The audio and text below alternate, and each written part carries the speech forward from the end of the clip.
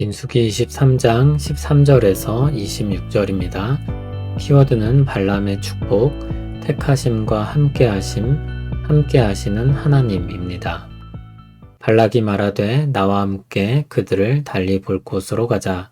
거기서는 그들을 다 보지 못하고 그들의 끝만 보리니 거기서 나를 위하여 그들을 저주하라 하고 소빔들로 인도하여 비스가 꼭대기에 이르러 7 제단을 쌓고 각 제단에 수송아지와 수장을 드리니 발람이 발락에게 이르되 내가 저기서 여호와를 만나 뵐 동안에 여기 당신의 번제물 곁에 서소서 하니라. 여호와께서 발람에게 임하사 그의 입에 말씀을 주시며 이르시되 발락에게로 돌아가서 이렇게 말할지니라. 발람이 가서 본즉 발락이 번제물 곁에 섰고 모압 고관들이 함께 있더라. 발락이 발람에게 이르되 여호와께서 무슨 말씀을 하시더냐. 발람이 예언하여 이르기를 발락이여 일어나 들을지어다. 시폴의 아들이여 내게 자세히 들으라. 하나님은 사람이 아니시니 거짓말을 하지 않으시고 인생이 아니시니 후회가 없으시도다. 어찌 그 말씀하신 바를 행하지 않으시며 하신 말씀을 실행하지 않으시랴. 내가 축복할 것을 받았으니 그가 주신 복을 내가 돌이키지 않으리라. 야곱의 허물을 보지 아니하시며 이스라엘의 반역을 보지 아니하시는도다. 여호와 그들의 하나님이 그들과 함께 계시니 왕을 부르는 소리가 그 중에 있도다. 하나님이 그들을 애굽에서 인도하여 내셨으니 그의 힘이 들소와 같도다.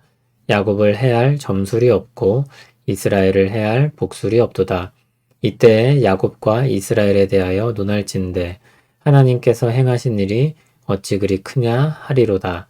이 백성이 암사자같이 일어나고 수사자같이 일어나서 움킨 것을 먹으며 죽인 피를 마시기 전에는 눕지 아니하리로다 하매 발락이 발람에게 이르되 그들을 저주하지도 말고 축복하지도 말라. 발람이 발락에게 대답하여 이르되 내가 당신에게 말하여 이르기를 여호와께서 말씀하신 것은 내가 그대로 하지 않을 수 없다고 하지 아니하더이까. 아멘. 발락이 발람을 다른 곳으로 데려갑니다. 또 다른 산으로 데려가는데 13절을 보면 이스라엘 진 끝만 보이는 곳이었습니다. 22장 41절을 보면 이스라엘 백성 진 끝까지 보였다고 했습니다. 이제 그 전에 보이던 곳보다 좀 덜 보이는 곳으로 간 것입니다. 그러면 발람의 마음과 예언에 변화가 있을까 기대를 했던 것입니다. 이번에도 성대한 제단을 마련합니다. 장소만 바꾸고 처음과 동일하게 저주할 준비를 마쳤습니다. 다만 17절을 보면 발락이 무슨 말씀을 하시느냐고 묻는데 초조해 보이는 느낌이 듭니다.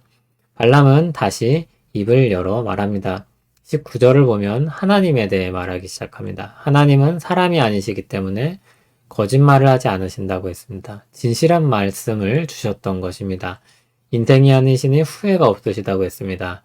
말씀하신 바를 반드시 실행하신다는 것입니다. 이렇게 하나님에 대해 말한 후 발람은 다시 한번 축복을 합니다. 야곱의 허물을 보지 아니하시며 이스라엘의 반역을 보지 아니하신다고 했습니다. 그들이 비록 연약하여 허물이 많을지라도 하나님은 그들을 용서하신다는 것입니다. 여전히 그들과 함께 하신다는 것입니다. 하나님으로 말미암아 그들은 강하며 아무도 그들을 해할 수 없습니다. 그 어떤 점술도 영향력을 미칠 수 없습니다. 발락은 미치고 팔짝 뛸 것 같습니다. 그러나 발람은 어쩔 수 없는 것이라며 다시 항변합니다. 신앙생활을 하다 보면 우리 연약함으로 인해 우울해질 때가 있습니다. 별로 하나님 백성답지 않은 것처럼 느껴질 때도 있습니다. 모자란 정도가 아니라 아예 하나님 백성이 아닌 것은 아닐까 의심이 들 때도 있습니다. 혹시 하나님 백성에서 끊어진 것은 아닌가 두려움에 휩싸일 수도 있습니다. 그러나 오늘 말씀에 우리 믿음의 뿌리를 내리길 바랍니다. 하나님은 자기 백성을 용서하십니다.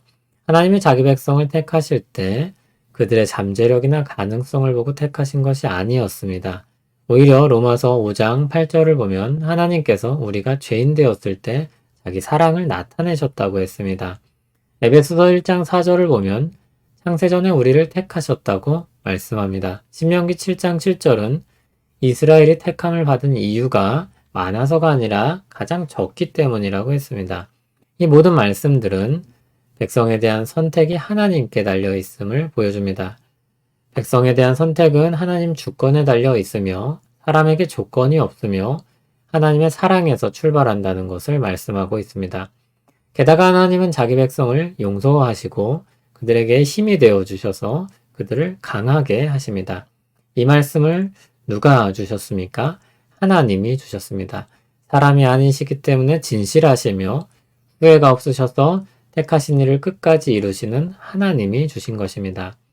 하나님 백성의 복은 하나님과 그분의 뜻을 알면 알수록 더욱 선명해집니다. 그 안에서 기뻐하는 우리 되길 소원합니다. 하나님의 택하심과 함께하심이 하나님 백성이 누리는 특권입니다. 그로 인해 우리는 안전할 수 있고 그로 인해 우리는 강할 수 있습니다.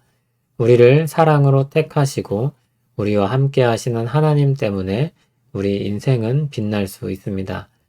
초행길을 갈 때도 길을 잘 알고 많이 다녀본 사람과 함께하면 두려울 것이 없습니다.